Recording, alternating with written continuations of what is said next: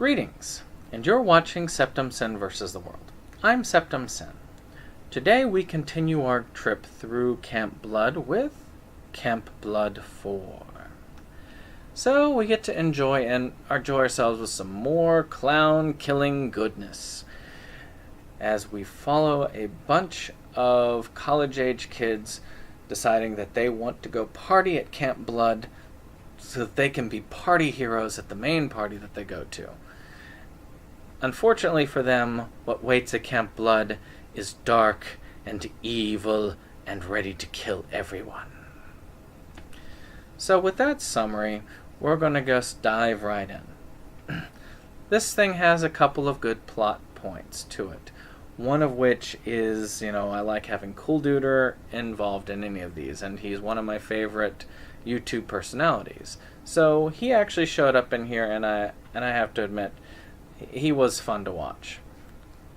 I wish he had a bigger part in it. It might even have made this even better. I would have raised it a star, definitely.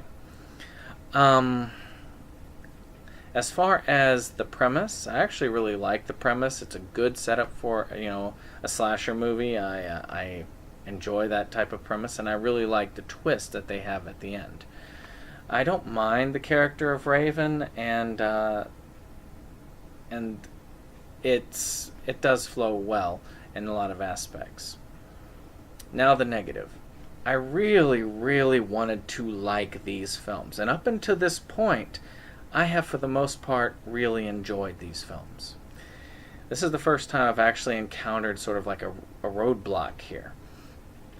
And part of it is the flashing back. I mean, they flash back to almost all of movie 3. It's a very, very long flashback. And having watched movie 3 not long ago, maybe if I hadn't watched movie 3, or if movie 3 was like I'd watched it a couple years ago, maybe that would make it easier. But to me, it was just too much. I mean, a quicker flashback definitely would have been a better fit. The other issue is the darkness. This is my main beef with this film. Everything else was fine. Matter of fact, I think that I would have given this film pretty decent ratings if I'd been able to see much of the last half of the film. It was so dark, you could barely tell what was going on for a majority of the killing scenes. And this did bother me considerably.